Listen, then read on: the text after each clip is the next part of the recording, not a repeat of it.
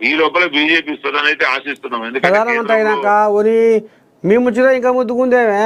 మరి ఆయన మీరు కామారెడ్డి బీసీ డిక్లరేషన్ రాహుల్ గాంధీ ప్రధానమంత్రి అయితేనే మేము ఈ 42% రిజర్వేషన్లు ఇస్తామని అన్నారా మీరు ఆయన? ఆ రోజు అన్నము అనేది వాళ్ళు అందుకోసమే కొట్లాడుతున్నాం కదా. మరి మేము బీసీ బిల్లును మేము ప్రధానమంత్రి అయినాకనే చేస్తామని ప్రజలకు చెప్తలేం కదా. మెడలు వంచి వంగబెట్టి తీసుకొస్తామని చెప్తున్నాం.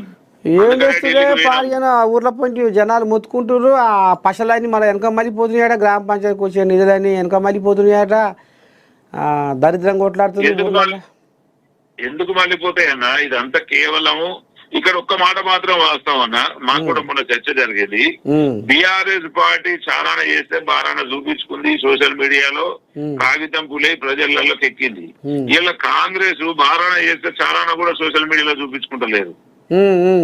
నిజంగా కనుక కాంగ్రెస్ పార్టీ సోషల్ మీడియా పట్ల కానీ ముఖ్యమంత్రి గారు ఈ ప్రసార సాధనాల ద్వారా ప్రజలకు ఏమవుతుందో చెప్తే సరిపోతుంది. ఇవాళ విలేజ్ లో అంటే ఒక గ్రామ స్థాయిలో అట్టడుగు ప్రజలకు కూడా కాంగ్రెస్ ఏంది, కాంగ్రెస్ పథకాలు ఏంది, వాటి ప్రతిఫలాలు ఎట్లా అనుభవిస్తున్నారో ప్రజలందరికీ తెలుస్తుంది. ఎవరైతే ఈ బాగా కొంచెం కడుపు నిండిన వాళ్ళకు మాత్రమే దీన్ని వ్యతిరేకించాలనో లేకపోతే తీర్చిపోయాలనో ఉన్నది తప్ప ప్రజలలో కాంగ్రెస్ అనేది నాటకపోయింది. దాన్ని ఎవ్వరు కాదనలేరు, ఎవ్వరు కూడా దీనికి వ్యతిరేకంగా వస్తే నిలబడలేరు.